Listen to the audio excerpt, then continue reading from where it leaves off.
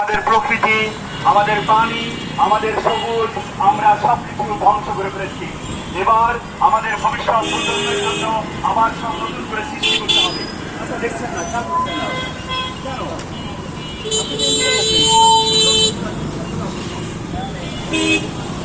আমাদের গাছপালা, আমাদের প্রকৃতি, আমাদের সবুজ, আমাদের যশোর, আমরা সবকিছু ধ্বংস করে ফেলেছি।